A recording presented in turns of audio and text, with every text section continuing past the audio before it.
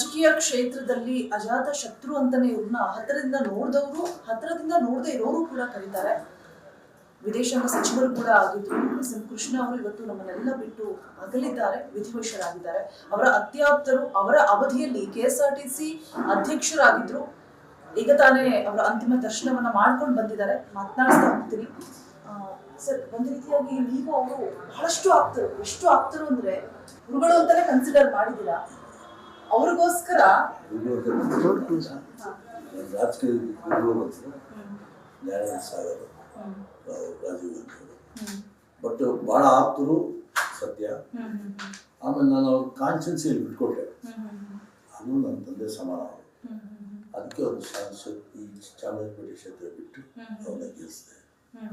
ಇದು ಮಾಡಿ ಹೌದು, ಅವ್ರಿಗೋಸ್ಕರ ಚಾಮರಾಜಪೇಟೆ ಕ್ಷೇತ್ರವನ್ನೇ ಬಿಟ್ಟಿರ್ತೀರ ಅವಧಿಯಲ್ಲಿ, ಅವರು ಮುಖ್ಯಮಂತ್ರಿ ಆದ ನಂತರ. ಅದರ ಜೊತೆಗೆ ಒಂದು ವಿಚಾರ ನನಗೆ ಗೊತ್ತಾಯ್ತು, ಅವ್ರಿಗೆ ಆ ಅವಧಿಯಲ್ಲಿ ಮಿನಿಸ್ಟರ್ ಯಾರು ಅಂತಾನೆ ಗೊತ್ತಿರ್ಲಿಲ್ವಂತೆ, ನಿಮ್ಮ ಹೆಸರು ಗೊತ್ತಿತ್ತಂತೆ. ಅಷ್ಟು ಆಪ್ತರು ನೀವು ಅವ್ರಿಗೆ. ಕಾರಣ ಏನಂದ್ರೆ, ನನಗೆ KSRTC ಚೇರ್ಮನ್ ವಹಿಸಿದಾಗ ಅವ್ರು ಹೇಳಿದ್ರು, ದೇವರಾಜ್ ಬಹಳ ಜನ ಹೇಳಿದ್ದಾರೆ ನಿನಗೆ ಕೊಡಬಾರ್ದು, ನೀನು ಅದನ್ನ ಏನೋ ಒಂಥರ ಮಾಡ್ಬಿಡ್ತೀಯ, ಅದು ಮಾಡ್ಬಿಡ್ತೀಯ ಅಂತ ಹೇಳ್ತಾರೆ. ಬಟ್ ನನ್ನ ನಂಬಿಕೆ ಇದೆ, ನೀನು ಈ ಸಂಸ್ಥೆನ ಲಾಭದಾಯಕ ತಲುಪಿಯ. ಅವ್ರ ಪ್ರಿನ್ಸಿಪಲ್ ಸೆಕ್ರೆಟರಿ ರಂಗನಾಥ್ ಅವರು, chief secretary principal secretary Ranganath ಹೇಳೋದು, ದೇವರಾಜ್ ಕೊಡಿ ಸರ್, ಮಾಡೋಷ್ಟು ಕೆಪಾಸಿಟಿ ಇದೆ, ಮಾಡ್ತಾರೆ. ಆ ಒಂದೇ ಸಂಸ್ಥೆ KSRTC 91 ಬಂಗಾರಪ್ಪ ನನಗೆ ಅಧಿಕಾರ ಕೊಟ್ಟಾಗ ಒಂದೇ ಸಂಸ್ಥೆ ಆಗುತ್ತೆ. ಈಗ ಇದು 4 ಸಂಸ್ಥೆ ಆಗಿದೆ. 4 ಸಂಸ್ಥೆಗೂ ನನಗೆ ಅಧ್ಯಕ್ಷ ಆ ಅಧ್ಯಕ್ಷ ಮಾಡಿದ ವರ್ಷನೇ KSRTC ಲಾಭ ಅನ್ನೋದೇ ಪ್ರಶ್ನೆ ಇರಲಿಲ್ಲ. ಅದು 500 ಕೋಟಿ ಲಾಭ ಆಯಿತು. ಈಗ ನಿಮಗೆ ನರದುಡ್ಡು ಬರ್ತಾ ಇದೆ, ಅವು ನರದುಡ್ಡು ಬರ್ತಾ ಇಲ್ಲ. ಆವಾಗ ನಾವು ಚನ್ನಪಟ್ಟಣ ಬಸ್ ಸ್ಟ್ಯಾಂಡು, ನಮ್ಮ Shantinagar bus stand, central bus ಸ್ಟ್ಯಾಂಡ್ನ ನಾವು ಫುಲ್ಲು ಕಾಂಪಿಟೇಟಿವ್ ನಾವು Hubli Dharwad bus stand, Dharwad bus stand ಮಾಡಿದೆ. ಅವಾಗ ಯಾವುದೇ ಲಾಭ ಇರಲಿಲ್ಲ. ನಮ್ಮ KSRTC ಬಂದಂಥ ಲಾಭದಲ್ಲಿ ನಾವು ಮಾಡಿದ್ವಿ. ಅದಕ್ಕೆ S.M. ಕೃಷ್ಣ ಅವರು, ದೇವರಾಜು ನೀನು ಈ ಕೆಲಸ ಮಾಡ್ತೀರ ನನಗೆ ಗೊತ್ತಿಲ್ಲ, ಭಾಳ ಅಭಿಮಾನಿಗಳು ಮಾಡಿದ್ಯಾ, ಹೆಸರು ತಂದಿದ್ಯಾ. ಅವ್ರು ಕಾಮನಬಿಲ್ಲಿ ಯೋಜನೆ 7 ಕಲರ್ ಬಸ್ಸು, ಓಲ್ವೋ ಐರಾವತ್ ಅಂತ ನಾವು ತಂದ್ವಿ. ನಾವು ತಂದಮೇಲೆ ಬೇರೆಯವರೆಲ್ಲ ತಂದಿದ್ವಿ. ತೆಲುಗುಗಳಿಗೆ ವೆಂಕಟಾದಿ ಅಂತಂದ್ರು, ಮಹಾರಾಷ್ಟ್ರ ಅವ್ರು ತಂದರು, ಎಲ್ಲ ತಂದರು. ಫಸ್ಟ್ ತಂದಿದ್ದು ನಾವು. ಅದೊಂದು ಹೆಮ್ಮೆ ನಮಗಿದೆ. ಸರ್, ಎಲ್ಲರೂ ಕೂಡ ಹೇಳ್ತಾ ಇದ್ದಾರೆ, ಪ್ರತಿಯೊಬ್ಬರು ಅಲ್ಲಿ ಬಂದು ಅಂತಿಮ ದರ್ಶನವನ್ನ ಪಡೆದುಕೊಂಡು ಹೋದವರು ಅಜಾತ ಶತ್ರು, ರಾಜಕೀಯದ ಧೀಮಂತ ರಾಜಕಾರಣಿ ಕರ್ನಾಟಕ ರಾಜ್ಯದ ಅಂತ ಹೇಳ್ಬಿಟ್ಟು. ಹಾಗೆ ಮಾತನಾಡೋದು ಅಷ್ಟೇ, ಬೆಣ್ಣೆಯಲ್ಲಿ ಕೂದಲು ತೆಗೆಯೋ ಥರ ಅಷ್ಟು ಸೂಕ್ಷ್ಮವಾಗಿ ಮಾತನಾಡ್ತಾ ಇದ್ರು, ತೂಕದ ಮಾತನಾಡ್ತಾ ಇದ್ರು ಅಂತ ನೀವು ಕಂಡಂತಹ S.M. ಕೃಷ್ಣ ಅವರು. ಅಮ್ಮ, ನನಗೆ ಕೆಲಸ ನಾನು ಮಂಡ್ಯ ಜಿಲ್ಲೆ ಇನ್ಚಾರ್ಜ್ ಆಗಿದ್ದೆ. ಇನ್ಚಾರ್ಜ್ ಕೆಲಸ ಮಾಡುವಾಗ ನೀವು ಹೇಳಿದಿಲ್ಲ ಸತ್ಯನೇ, ಮಾತಂದ್ರೆ ತುಪ್ಪವಾಗಿ ಮಾತಾಡೋದು. ಒಂದು ಮಾತಾಡಬೇಕು ಅಂದ್ರೂ ಕೂಡ ಇಂಗ್ಲೀಷ್ ವರ್ಡ್ ಏನು ಯೂಸ್ ಮಾಡ್ತಾರೆ ಅಷ್ಟೇ ಇಂಗ್ಲೀಷ್ ವರ್ಡ್ನ ಅಷ್ಟೇ ಚೆನ್ನಾಗಿ ಕನ್ನಡ ಮಾತಾಡೋದು. ಅದು ಕನ್ನಡ ಮಾತಾಡಬೇಕಾದ್ರೆ ನನಗೆ ಆಶ್ಚರ್ಯ ಆಗೋದು. ನನಗೆ ಭಾಷೆ ಗೊತ್ತಿರಲ್ಲ, ಅಷ್ಟು ಚೆನ್ನಾಗಿ ಮಾತಾಡೋದು, ಅಷ್ಟು ಮೇಧಾವಿ ಹೃದಯ, ಭಾಳ ದೊಡ್ಡ ಬ್ರಾಡ್ ಆರ್ಟ್ ಇರ್ತಾರೆ. ಇನ್ನೊಬ್ರು ನೋಡಿ ಹೊಟ್ಟೆವರಿಗೆ ಬೀಳ್ಕೊಡೋದು, ಇನ್ನೊಬ್ರು ಜಲಸಿ ಬೆಳೋದು, ಆ ಮಾತಿದ್ರು. ಯಾರೀಗ ನಾವು ನಮ್ಮ ಪಾಡು ನಾವು ನಮ್ಮ ಕೆಲಸ ನಾವು ಬಂದು ಅಂತ ಯೋಚನೆ ಮಾಡುವಂಥ ಒಬ್ಬ ಮಹಾನ್ ವ್ಯಕ್ತಿಯವರು. ಇನ್ನೊಬ್ಬರ ಬಗ್ಗೆ ಟೀಕೆ ಮಾಡಬೇಕಾದ್ರೆ ಕೂಡ ರಾಜಕೀಯ ಟೀಕೆನೂ ಸಹ ಅದು ಭಾಳ ಒಂದು ದೊಡ್ಡ ಶಬ್ದಗಳು. ಆ ಟೀಕೆ ಮಾಡಿಸ್ಕೊಂಡು ಅವನಿಗೆ ಬೇಜಾರು. ಏನಪ್ಪ S.M. ಕೃಷ್ಣ ಅಷ್ಟು ಚೆನ್ನಾಗಿ ಮಾತಾಡೋದು.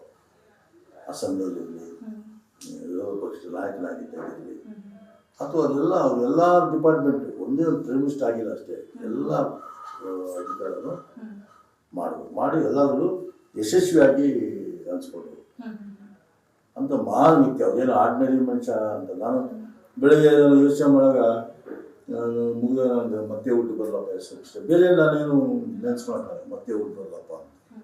ಆಮೇಲೆ ಯೋಚನೆ ಮಾಡೋಣ, ಇಂಥ ಮನುಷ್ಯ ಮತ್ತೆ ಊಟ ಬರೋಕ್ಕೆ ಸಾಧ್ಯನಾ ಅಂತ. ರಾಜ್ಕುಮಾರ್ ಸತ್ತಾಗ ಮತ್ತೆ ಊಟ ಬರಲಿ ಅಂತ ಕೇಳ್ಬೋದು, ಆಗಲ್ಲ. ಇಂಥವ್ರು ಬರೋಲ್ಲ. ಮಾಡಿಂದ ನಾವು ಇವ್ರು ಏನು ಕೆಲಸ ಮಾಡಿಬಿಟ್ಟು ಅದನ್ನು ಅನುಸರಿಸಣೆ ಮಾಡಿಕೊಂಡ್ರೆ ನಮ್ಮ ಸರ್ಕಾರಕ್ಕೆ ನಮ್ಮ ಕಾಂಗ್ರೆಸ್ ಪಕ್ಷಕ್ಕೆ ಭಾಳ ಒಳ್ಳೆಯದಾಗುತ್ತೆ. ಅವರು 4 ತಿಂಗಳ ಹಿಂದೆಯಿಂದನೂ ಕೂಡ ಶ್ವಾಸಕೋಶ ಸಮಸ್ಯೆಯನ್ನು ಬಳಲ್ತಾ ಇದ್ದಾರೆ. ಸೊ ನಿಮ್ಮ ಕೊನೆಯ ಭೇಟಿ ಯಾವಾಗ ಆಗಿತ್ತು ಸರ್? ಏನು ಮಾತನಾಡಿದ್ರಿ? ನಾನು ನನಗೆ ನಿನ್ನೆ 5 ಗಂಟೆ ನಾನು ಹೋಗ್ಬೇಕಾಯ್ತಮ್ಮ. ನನಗೆ ಹೋಗಿ ಮನಸ್ಸು ಗೊತ್ತಿಲ್ಲ, ಅವ್ರು ನೋಡೋಕೆ ಮನಸ್ಸು ಗೊತ್ತಿಲ್ಲ. ಆ ಥರ ಪರಿಸ್ಥಿತಿ ಇದ್ದಾರೆ ಅಂತ ಗೊತ್ತಾಯ್ತು. ನಾನು ನಮ್ಮ ಮಿಸಸ್ನ ಕಳಿಸ್ದೆ, ಒಂದು 15 ದಿವಸ ಮಾತಾಡ್ಕೊಂಡು ಹೋಗಲ್ಲಪ್ಪ, ಕೇಳಿದೆ ಹಿಂಗೆ ಮಾತಾಡ್ತಾರ ಅಂತ. ಇಲ್ಲ ರೀ ಅಂಥ ಪರಿಸ್ಥಿತಿ ನಾವು ನೋಡಿದ್ವಿ. ನನಗೆ ಅವ್ರು ನೋಡ್ತಾ ಇರೋದು ಒಂದು ಇಂಪ್ರೆಷನ್ ಕ್ರಿಯೇಟ್ ಆಗೋದು. ಆಮೇಲೆ ಮಂಡ್ಯ ಜನರಲ್ ಸೆಕ್ರೆಟರಿ ಇದ್ನಲ್ಲ, ಅವ್ರು ನನ್ನ ಹತ್ರ ಮಾತಾಡಿದಂಗೆ ಯಾರ ಹತ್ರ ಮಾತಾಡಿದಾರೋ ಗೊತ್ತಿಲ್ಲ. ನನ್ನ ಹತ್ರ ಎಲ್ಲ ಥರ ಮಾತಾಡೋರು. ಸ್ವಲ್ಪ ಮಾತುಗಳು ಮಂಡ್ಯ ಭಾಷೆಯೆಲ್ಲ ಹೇಳ್ತಾರೆ, ಸರ್ ಹೀಗೆ ಹಿಂಗೆ ಮಾಡ್ದ ಹಿಂಗೆ ಮಾಡ್ದ ಅಂತ ಅವ್ರ ಭಾಷೆಯಲ್ಲೂ ನಗೋರು. ಅವ್ರಿಗೆ ಹಂಗೆ ನಮ್ಮ ಜನ ಬಿಡಿ ಅಂತ. 5-10 ವರ್ಷಗಳ ಕಾಲ ನಾನು ಮಂಡ್ಯ ಇನ್ಚಾರ್ಜ್ ಜನರಲ್ ಸೆಕ್ರೆಟರಿ ಮಾಡಿದರು. 3 ಎಲೆಕ್ಷನ್ ಮಾಡಿದ್ದಾರೆ. ಅವತ್ತೆಲ್ಲ ಎಲೆಕ್ಷನ್ ಎಕ್ಸ್ಪೆನ್ಸಸ್ಸು ನಾನೇ ಮಾಡಿದೆ ಮಂಡ್ಯ ಜಿಲ್ಲೆ. ಆಮೇಲೆ ನನ್ನಲ್ಲಿ ಬಂದು ಅವರು ಟಿಕೆಟ್ ಕೇಳಿದ್ರು. ನಾನು ಯಾವುದೇ ಮಾತಾಡಿದ್ರೆ ಟಿಕೆಟ್ ಬಿಟ್ಕೊಟ್ಟು, ನಾನು ಬಿಟ್ಕೊಟ್ಟು ನೀವು ನಾಮಿನೇಷನ್ ಮಾಡೋ ದಿವಸ ಟಿಕೆಟ್ ಗೆಲ್ಸೋ ಜವಾಬ್ದಾರಿ ನಮ್ಮದು ಅಂತ ನಾಮಿನೇಷನ್ ಮಾಡೋದು. ಲಾಸ್ಟ್ ಡೇ ಎಲೆಕ್ಷನ್ ದಿವಸ MTR ಟಿಫನ್ ಮಾಡ್ಕೊಂಡು ಹೋದ್ರು. ಗೆದ್ದು ಭಾಳ ಸಣ್ಣ ಕಾನ್ಫಿಡೆನ್ಸ್. 13,000 ಲೀಡ್ ಬಂತು. ಅಷ್ಟು ಲೀಡ್ ಎಷ್ಟು ಲೀಡ್ ಒಂಥರ 1 ಲಕ್ಷ ಬಂದಂಗೆ. ನಮ್ಮ 90,000 ಕೊಟ್ಟು ಆದರೂ 13,000 ಲೀಡು. ನಾನು ಬಿ ಫಾರ್ಮ್ ಕೊಟ್ಬಿಟ್ಟಿದ್ರು. ಒಂದೇ ಒಂದು ಫೋನ್ ಮಾಡೋದು ದೇವರಾಜ್ ಬಾಯಿಲಿ ಅಂತ. ಎಲ್ಲೂ ನನ್ನ ಸೀಟ್ ಬಿಟ್ಕೊಡ್ತಾರೆ, ನೀನು ಬಿಟ್ಕೊಡ್ತೀಯ ಸರ್ ತಗೊಳ್ಳಿ ಅಂತ ಬಿ ಫಾರ್ಮ್ ಮಾಡ್ತದೆ ತಗೊಳ್ಳಿ. ಅಂದರೆ ಅವ್ರು ನಾನು ನಮ್ಮ ಕ್ಷೇತ್ರದಲ್ಲಿ ನಿಂತ್ಕೊಂಡು ಅವರು ಗೆದ್ಮೇಲೆ ನನಗೆ ಭಾಳಷ್ಟು ಪ್ರಾಬ್ಲಮ್ ಆಯಿತು. ಹಿಂದೆ ವಿರೋಧ ಪಕ್ಷದವರ ತುಳಿದು ಎಸ್.ಎಂ. ಕೃಷ್ಣ ಇದ್ದು, ಈಗಂತೂ ನಮ್ಮ ಮೇಜರ್ ಕಮ್ಯುನಿಟಿ ಅಲ್ಲ, ನಮ್ಮದು ಕರ್ನಾಟಕದಲ್ಲಿ ಭಾಳ ಸಣ್ಣ ಕಮ್ಯುನಿಟಿ. ತೋರಿಸ್ಕೊಂಡು ಹಂಗೆ ಹಿಂಗೆ ಮಾಡಿ ಇದ್ದು ಭಾಳ ಕಷ್ಟ ಬಿದ್ದು 2013 ತಿರುಗಾಗಿದ್ದೆ. ತಿರ್ಗಾ ಆಮೇಲೆ ಆಗಿಲ್ಲ. ಸರ್ ನೀವು ಅವಾಗ ಕ್ಷೇತ್ರ ಬಿಟ್ಕೊಟ್ರಲ್ಲ ಚಾಮರಾಜಪೇಟೆ, ಅವಾಗ ಇನ್ನೂ ಇದು ಚಿಕ್ಕಪೇಟೆ ಚಾಮರಾಜಪೇಟೆ ಡಿವಿಷನ್ ಇರಲಿಲ್ಲ, ಎಲ್ಲ ಒಂದೇ ಇತ್ತು ಆ ಸಂದರ್ಭದಲ್ಲಿ. ಅದು ಬೇರೆ, ಚಿಕ್ಕಪೇಟೆ ಬೇರೆ ಕ್ಷೇತ್ರ ಆಯಿತು, ಗಾಂಧಿನಗರ ಕ್ಷೇತ್ರ. ಇದು ಬೇರೆ ಇದಾಗ ಅಂದರೆ ನಮಗೆ ಏನು ನನಗೆ ಸೀಟ್ ಬಿಟ್ಕೊಳ್ಳುವಾಗ ಎಲ್ಲ ಮನೆಯಿಂದ ಹೋಗ್ಬೇಕಾದ್ರೆ ಎಲ್ಲ ಇಲ್ಲಿಂದ ಹೋಗ್ಬೇಕಾದ್ರೆ ಹೇಳೋರು, ಬೆಳಗ್ಗೆ ಬಿಟ್ಕೊಳ್ಳುವ ದುಡ್ಡು ಬಿಟ್ಕೊಟ್ಟಿರ್ತೀವಿ, ರೀತಿಯಲ್ಲಿ ಆಗದ ಯಾರೂ ಆಗಿಲ್ಲ. ಹಬ್ಬ ಉಸಿರು ಇರೋದ ಯಾರು ಬಿಟ್ಕೊಂಡು ಮನೆ ಹೋಗ್ತದ, ಈ ಮನೆಗೆ ಹೋದ್ರೆ ಪರವಾಗಿಲ್ಲ. ನಮ್ಮ ರಾಜ್ಯಕ್ಕೆ ಅವ್ರಿಗಿದ್ರೆ ಮುಖ್ಯಮಂತ್ರಿ ನಮ್ಮ ರಾಜ್ಯಕ್ಕೆ ಒಳ್ಳೇದಾಗುತ್ತೆ, ಅದಕ್ಕೋಸ್ಕರ ನಾನು ಬಿಟ್ಕೊಡ್ತಾ ಇದ್ದೀನಿ. ಬೇರೆ ಏನೂ ಇಲ್ಲ. ಬೇಕಾದ್ರೆ ಅಮ್ಮವ್ರ ಕೇಳಿ ಏನು ಅಪೇಕ್ಷೆ ಮಾಡಿಲ್ಲ. ನನ್ನ ಇಷ್ಟು ಕೊಡಿ, ಈ ಮಿನಿಸ್ಟ್ರಿ ಕೊಡಿ, ಏನು ಅಪೇಕ್ಷೆ ಮಾಡಿಲ್ಲ. ಅವ್ರು ಕೆಲಸದ ಒಂದೇ ನನ್ನ ಧರ್ಮ, ನಮ್ಮ ರಾಜ್ಯಕ್ಕೆ ಒಳ್ಳೇದಾಗಬೇಕು. ನಾನು ಅವ್ರ ಕಾಲದೊಳಗೆ ಈ ಬಿಸ್ನೆಸ್ಸು, ಈ ಲ್ಯಾಂಡ್ ಬಿಸ್ನೆಸ್ ಇರ್ಬೋದು, ಯಾವುದೇ ಬಿಸ್ನೆಸ್ ಇರ್ಬೋದು, ಹಂಗೆ ಎದ್ದು ಬಿಟ್ಟಿತ್ತು. ದೇವರ ಹೇಳ್ತೀನಿ, ಇನ್ನೊಂದು ಸತಿ ಗೆದ್ದಿದೆ, ಯಾವ ಸಿಂಗಾಪುರ್ ಬೆಂಗಳೂರು ಮುಂದೆ ನಿಲ್ಲಕ್ಕಾಗ್ತಾ ಇರಲಿಲ್ಲ. ಅಥವಾ ಮಂಡ್ಯ ಮುಂದೆ ಯಾರು ಮಂಡ್ಯಗೆ 500 ಕೋಟಿ ಕೊಟ್ಟಿದ್ರು, ಮೈಸೂರು ಎಲ್ಲ ಸಿಟಿಗಳು ಫುಲ್ ಡೆವಲಪ್ ಆಗ್ಬಿಡೋದು. ದೇವರು ಗೆಲ್ಲಿಸ್ಲಿಲ್ಲಪ್ಪ. ಇನ್ನೊಂದು ಸತಿ ಕಾಂಗ್ರೆಸ್ ಗೌರ್ಮೆಂಟ್ ಬರಬೇಕಾಗಿತ್ತು, ಅವರೇ ಮುಖ್ಯಮಂತ್ರಿ ಆಗಬೇಕಾಗಿತ್ತು. ಭಾಳಷ್ಟು ಅಭಿವೃದ್ಧಿ ಆಗಿರೋದು, ಎಲ್ಲಿರೋ ಎಲ್ಲ ಹೋಗ್ಬಿಡೋದು, ಎಷ್ಟು ಫಾರಿನ್ ಇನ್ವೆಸ್ಟ್ಮೆಂಟ್ಗಳೆಲ್ಲ ಬಂದ್ಬಿಡೋದು. ನಮಗೆ ಭಾಳಷ್ಟು ದೂರ. ಅದನ್ನ ಅವ್ರ ಜೊತೆ ಎಷ್ಟೋ ಸತಿ ಹೋಗ್ಬೇಕಾದ್ರೆ ಒಂದ್ಸತಿ ಎಲೆಕ್ಷನ್ ಅಲ್ಲಿ ಹೋಗ್ತಾ ಇದ್ದೀವಿ.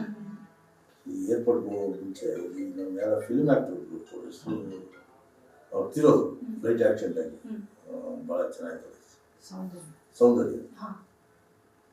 ಹೋದ್ರು ಏರ್ಪೋರ್ಟ್ ಇಳಿದ್ವಿ, ನಿಮಗೆ ಸೌಂದರ್ಯ ತಿರ್ಗಾ ಬಂದ್ವಿ, ನೋಡಿದ್ವಿ. ಎಲೆಕ್ಷನ್ ಕ್ಯಾಂಪೇನ್ ಇದೆ ಸರ್, 8 ಗಂಟೆಗೆ ಹೋಗಲಿಲ್ಲ. ಸೀದಾ ಬಂದು ಹೋಟ್ಲ್ ರೂಮ್ ಮಾಡ್ಕೊಂಡು, ನಾನೇನು ಸರ್ ನಾಳೆ ಹೋಗೋಣ, ಇವತ್ತು ಬೇಡ ಹೋಗುತ್ತೆ, ಸೌಂದರ್ಯ ಇದಾಗಿದೆ, ಬೇಡ ಹೋಗೋದು. ಅಷ್ಟು ಸೆನ್ಸಿಟಿವ್ ಅವರು, ಭಾಳ ಯೋಚನೆ ಮಾಡಿ. ಮಹಾನ್ ದೇವ್ ಮಹಾದೇಶ್ವರಿಗೆ ಮಹಾನ್ ಭಕ್ತ ಅವರು. ಮಹಾದೇಶ್ವರ ದೇವರಲ್ಲಿ ಭಾಳ ಪ್ರಾಣ ಅವ್ರಿಗೆ. ನಾನೇ 2-3 ಸತಿ ಹೋಗಿದ್ದೆ. ಆ ಥರ ವ್ಯಕ್ತಿ ನಮ್ಗೆ ಇನ್ನಂತ ಯಾರು ಸಿಗ್ತಾರೋ ಇಲ್ಲ ಗೊತ್ತಿಲ್ಲ. ಭಾಳ ಜನ ಮುಖ್ಯಮಂತ್ರಿಗಳು ನೋಡಿದ್ವಿ. ಆ ಥರ ವ್ಯಕ್ತಿ ಅಷ್ಟು ಫ್ರೆಂಡ್ಲಿ ಮ್ಯಾನ್. ಎಸ್.ಎಂ. ಕೃಷ್ಣ ಅಂದರೆ ಹೆಂಗಿತ್ತು ಅಂದರೆ, ಈ ವಿಧಾನಸೌಧ ಬರ್ತೀವಲ್ಲ, ಆ ಕಡೆ ನಡ್ಕೊಂಡ್ ಬರ್ತೀವಲ್ಲ ಆಫೀಸಿಂದ ಬಂದರೆ, ಯಾವೊಬ್ಬ ಮಂತ್ರಿ ಅವ್ರ ಮುಂದೆ ಮಾತಾಡ್ಸೋಕೆ ಆಗ್ತಾ ಇರಲಿಲ್ಲ. ಅವ್ರು ನಡ್ಕೊಂಡ್ ಬರ್ತಾ ಇಲ್ಲ, ಬಗ್ಗೆ ನಿಂತರೆ ಇಲ್ಲ ಮುಂದೆ ಹೋಗ್ಬಿಡೋದು. ಅಷ್ಟು ಸ್ಟ್ರಾಂಗ್, ಅಷ್ಟು ಗೊತ್ತಿತ್ತು. ಅದು ಮಾತಾಡ್ಸೋದ್ರೆ ನಾನು ಡಿಗ್ರಿಸ್ಕೊಂಡು ಇದ್ರೆ ಮಾತಾಡ್ತಾ ಇದ್ದೆ. ಅವ್ರು ಭಾಳ ದಿವಸದಿಂದ ಪರಿಚಯ ನನಗೆ, ನಾನು ಅವ್ರ ಪರಿಚಯ ಭಾಳ ಅಭಿಮಾನ ಅಂದ್ಕೊಂಡ್ರೆ. ಈಗೆಲ್ಲ ನಮ್ಮ ಡಿ ಕೆ ಅವರ ಫಾಲೋ ಮಾಡ್ಕೊಂಡು ಬರ್ತಾರೆ. ಡಿಗ್ರಿ ಅವಾಗಿನ ಅವರು ಫಾಲೋ ಮಾಡ್ಕೊಂಡು ಬರ್ತಾವ್ರೆ. ಇವತ್ತು ಡಿ ಕೆ ಶಿವಕುಮಾರ್ ಪಾಪ ಅವರಿಗೆ ಭಾಳ ದುಡ್ಡಿದ್ದಾರೆ.